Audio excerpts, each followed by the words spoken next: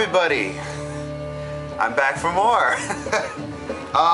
Some good news I'd like to share because, well, it makes me happy. Totally not music related, but my little baby boy was born Thursday.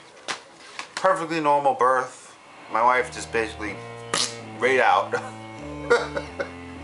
Sorry.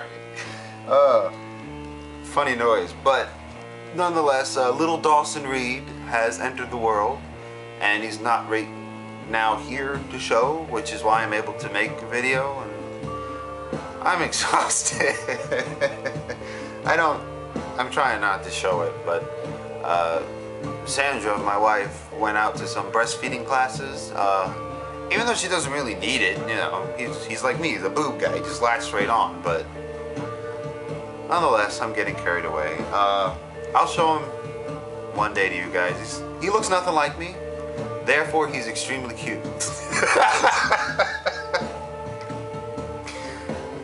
Enough of that. Let's jump into some things I got to show. My videos will probably get a little sparse, far in between now, because the baby, but I'll still be here. I won't abandon you guys, you know. I dig this as much as I hope you guys dig watching me, but I have actually a couple CDs I'm going to show. I don't get very many, but every now and then I get them. But the first one is a concert I went to last night. I don't know if you guys see the shirt, but Consider the Source. If you don't know this band, look them up. They are fantastic, phenomenal. It's a three-piece trio, but they describe themselves as sci-fi Middle Eastern funk, which I guess kind of fits. I mean, they have, you know, elements of heavy metal and like shred guitar and like Indian-inspired music, if you would, but unbelievable music these guys put out with. But I have two others of their CDs. I picked up this one. That's What's Up.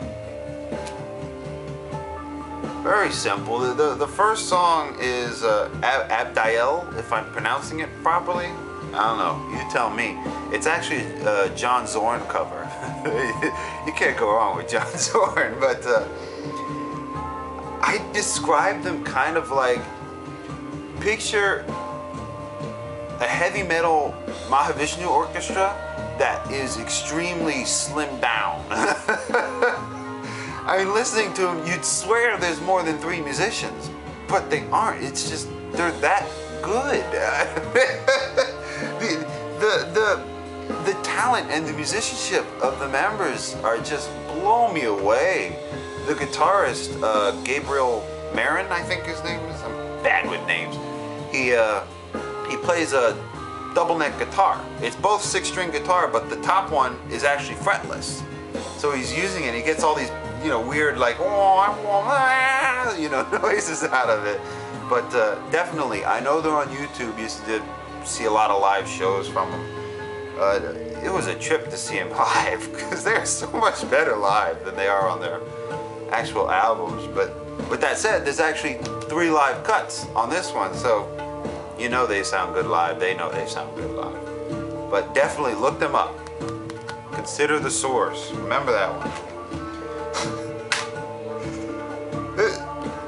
This one probably seems a little odd, but the music score to Harriet the Spy. Don't make fun of me. It's actually really good. It's by a guy, Jamshayed Sharifi. I'm murdering his name, I'm sure.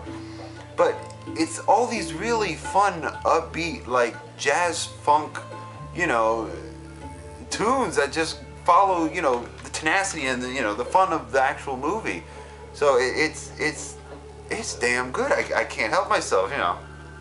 Cute little Michelle Trachtenberg too, you know. We grew up to be a hottie, but whatever. And this one, another music score. The music score to 4 Rooms. Another movie that, if you haven't seen it, you need to see it. It's just absurd. I'm not going to get into it, but it is just totally absurd. The music's done by a band, Combustible Edison, which, you know, does like this. It's sort of like a playoff of '60s lounge music. You know, sort of like Esquivel, like is that how you pronounce it?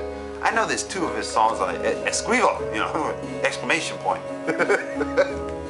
But it is just fun to listen to. But whatever.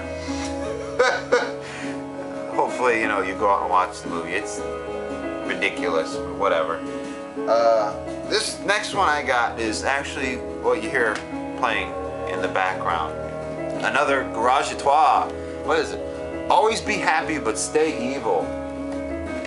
It's like a 2-year-old did a cover. But utterly fantastic. I know I showed one of their albums beforehand. I have a couple on CD, but this is actually only their second release on vinyl record.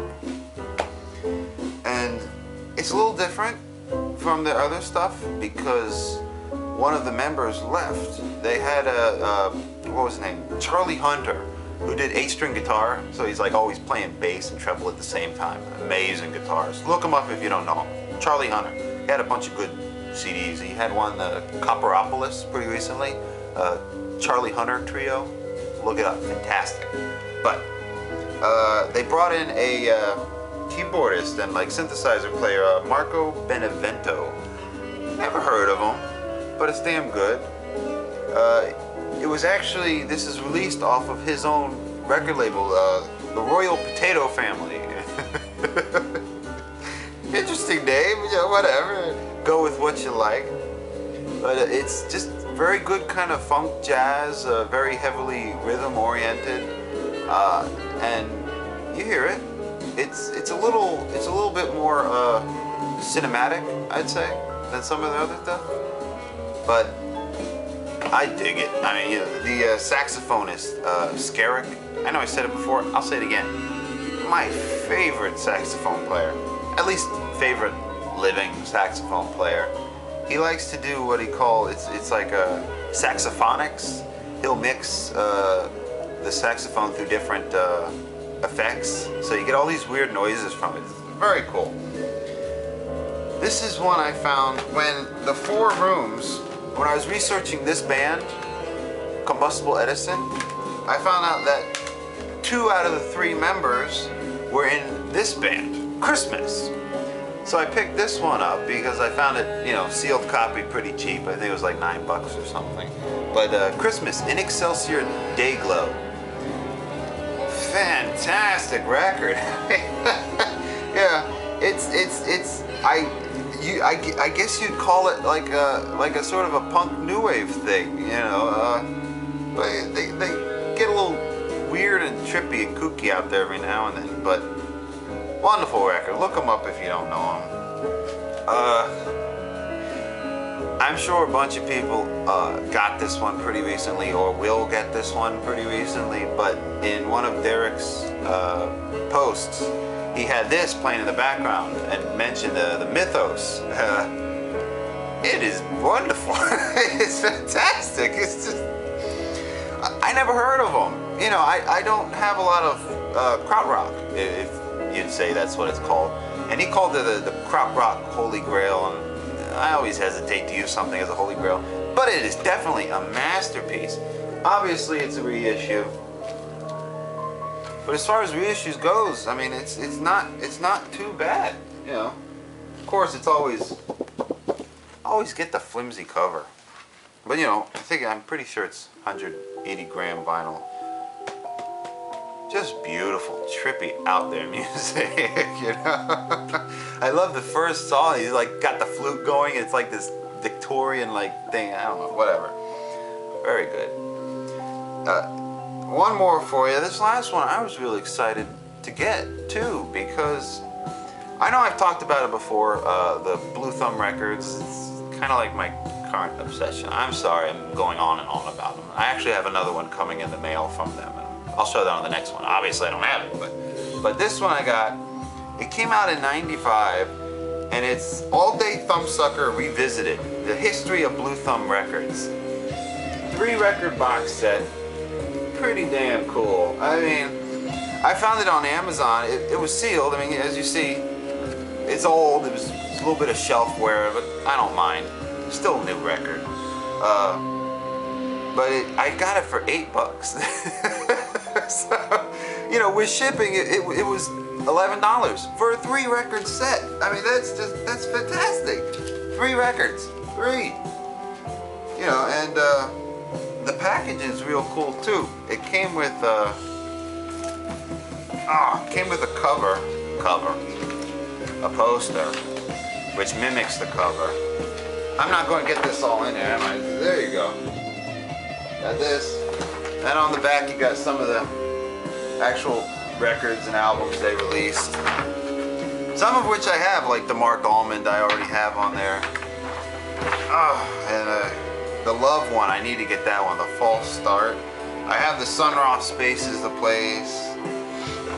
I have this one right here. I know I just showed that one. The Luis Gasca. Fantastic record. But, I mean, definitely, I gotta get some more of these. But, you know, it's ever-expanding collection. But it came with a poster in there. And all the records themselves are actually colored. You have, the first one is blue. I think the second one's like red or yellow. Something like that. Yeah, second one's red. And the last one we got here, fantastic yellow. Yellow and pink records I always like. And then just little paper sleeves hanging everything on there. Wonderful compilation. You got Mark Almond, of course, the Crusaders. You got Leon Russell. You have Dave Mason, the Pointer Sisters. Philip Upchurch, who's like a jazz funk guitarist. Wonderfully fantastic. Captain Beefheart and his Magic Band. You know, Albert Collins, Sylvester and the Hot Band. I can go on and on. Dan Hicks and his Hot Licks. Luis Gasca. Jerry Rafferty. I'm trying to destroy his name. Gabor Szabo. Wonderful. If you happen to come across this, I mean, pick it up. It's damn good. But I think I'm talking a bit too much. I hope this isn't really long. It probably is. But those are some quick pickups I managed to get in the last week while I was in the hospital. I came home and they were all sitting there in the mail. I was like thrilled. I was like, yes! but I still got to listen to the majority of them. I haven't been able to listen to the All Day Thumbsuckers yet, but whatever, you know, baby's keeping me awake, but little bundle of joy. To everybody out there, I had some more people subscribe to me, as always. Thank you very much. And to anyone that will subscribe to me, thank you very much. I hope everyone enjoyed, and oh yeah, Robert Ye, I'm waiting for it. You the man. See you guys later.